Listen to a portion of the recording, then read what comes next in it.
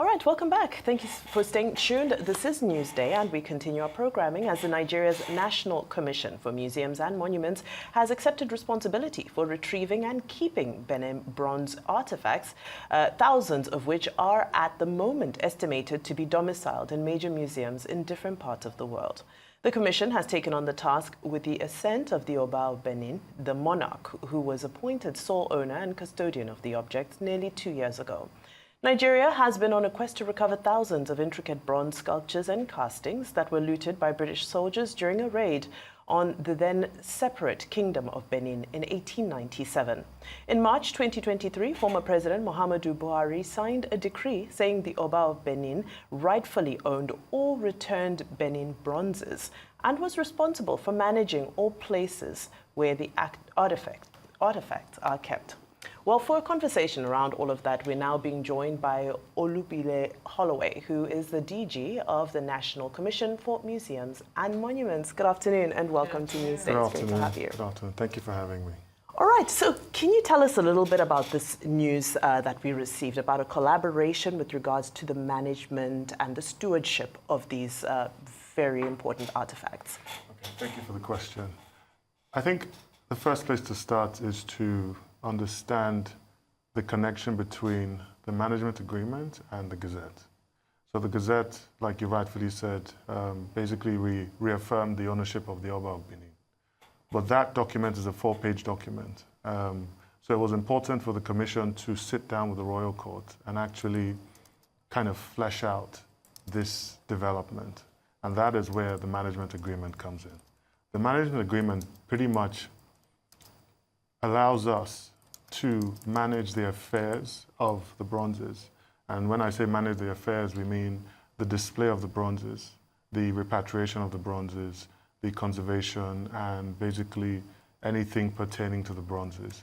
But we're doing this with the consent and the blessing of the Oba of Benin, so that for the first time, there is a true collaboration and there is no ambiguity anymore as to the future of the bronzes, which was a huge problem as far as getting the bronzes back. That's great. I like the fact that you also touched on the conservation aspect, which is what some have been concerned about or acted like they were concerned about in the past. Tell us more about how you plan to conserve the bronzes.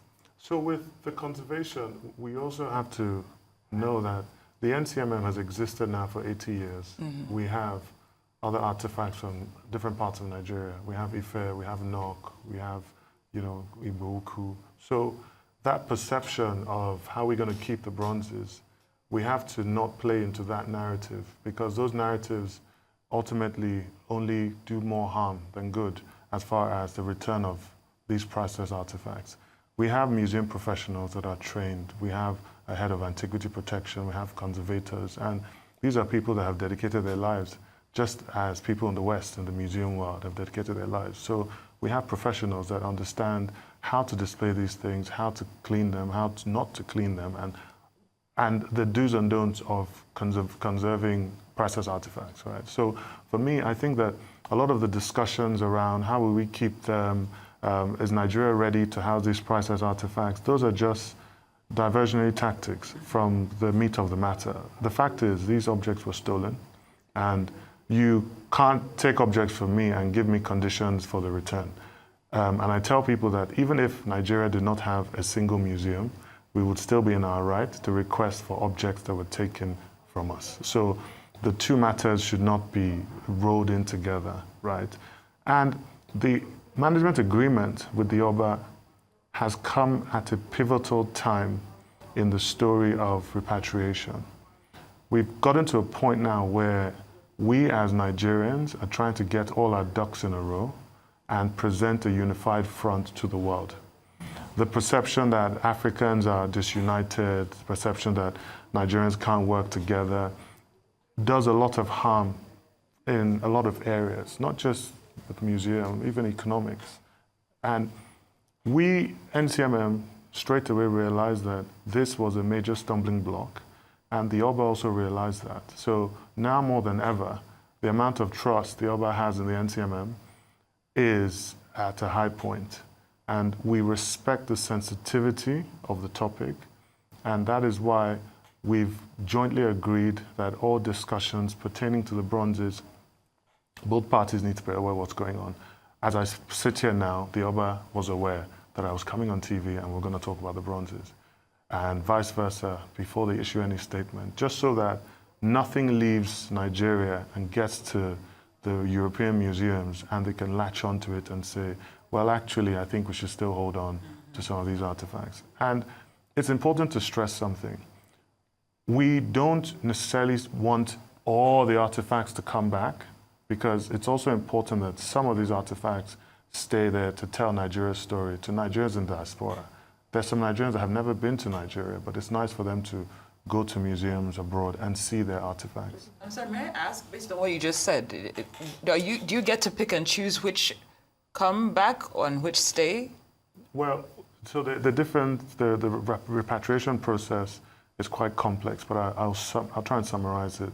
So when a country expresses a willingness to return artifacts, for us, that needs to be unconditional. What it means is that you have X amount of objects, and you first need to legally transfer ownership back to Nigeria. That's the first thing. But sometimes some of those objects are being used and they're currently being displayed in the museums, minus the ones in storage. So it's usually a secondary conversation around, well, we have these objects currently in the galleries. Can we have them here for maybe another year or two while we return these? And because this thing's also about cultural diplomacy, we're quite reasonable about it, no problem. You've transferred the ownership, keep them for a couple of more years, and then once the exhibition is done and this particular Benin exhibition is moving on to another thing, then you can return it. But I think it's the flexibility that we need to show, is to somehow reciprocate the gesture they've shown in the first place. Because 1897 happened a long time ago, right? These are the sons and daughters of the people that perpetrated the crime, but we are also the sons and daughters of the descendants of, and we're all just trying to figure out this thing. And I love that you're talking about, 1897, and this is now a conversation happening around descendants. You spoke about artifacts that would remain in the diaspora to tell a story. What about locally? What is the access going to be just for average citizens who also need to access those stories, become familiar with these artifacts, their relevance, their meaning, and all of that? Because as much as we're excited to have them home, there's a number of people saying, well, will they remain so sacred that the public will not be able to interact with them and experience them? So I think that's a very important question, and it's also equally important that we're clear on how exactly these bronzes are going to be displayed. So the first thing is the NCMM has a network of existing museums. We will admit that not all the museums perhaps are on the standard of the museums you would see in the West, but we still have some viable museums that will display some of the bronzes. Also, we're currently completing a storage facility in Benin. The storage facility will be completed by June, July this year. And within the storage facility, there's a gallery space that we've created to display the bronzes. So what that means is that you'll be able to walk into the storage. The storage will be open to the public because of the gallery space. Naturally, certain areas will be closed off to the public for security, but it will serve a dual purpose, storage and display. But most importantly, the Oba of Benin is also in the process of establishing the Benin Royal Museum. That is also part of the management agreement. The Oba Kenzwa Cultural Center, right across the palace, is going to be converted into the Oba's Museum. And when we say the Oba's Museum, it's going to be managed by the NCMM because we have the professionals and we have the technical know-how of how to run a museum.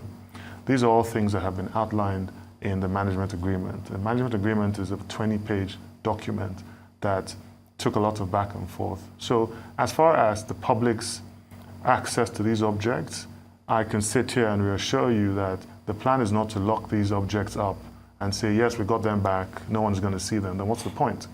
The plan is get them back, display them, let Nigerians start to appreciate their heritage, their culture, and then the storytelling has to be right. The user experience has to be right. I don't think it's just about people coming and you put an object in a glass box and say, this is a Benin bronze. No. What is the story? Who was Olugbile? How was he sent into exile? What was the emotional connection the people had to these objects, so that we can start understanding where we come from as Africans, because that is in effect what helps us stand toe-to-toe with other civilizations, that we have our own history, just as you have your own history. So I think for us, it's not just about the objects. There's a bigger ecosystem that needs to be completely revamped. Well said. We look forward to for a receipt when it's time and when they arrive. We'd like to thank you for your analysis and for bringing us up to speed on that. Olugbile Holloway, DG of NCMM, thank you so much for joining us here on Newsday. Thank you for having me. Thank you. Thank you.